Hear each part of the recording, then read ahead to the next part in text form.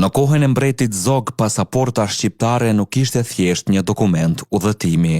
Ajo ishte një udhëzues shpirtëror për çdo shqiptar. Në faqen e brendshme të saj ishin të shkruara 6 porosi të shenjta, që secili duhej t'i respektonte me nder, përndryshe i merrej pasaporta. Ja çfarë shkruhej në të.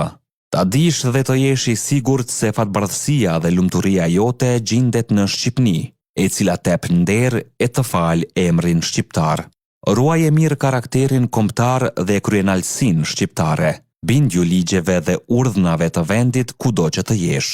Çdo shqiptar është vëllau yt. Nderoje kurdoherë dhe ndihmoje kur të ketë nevojë.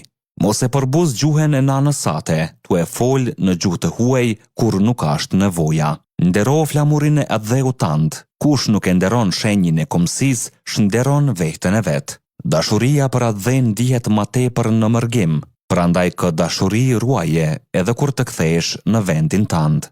Këto ishin fjalët që dikur mbante në dorë çdo shqiptar.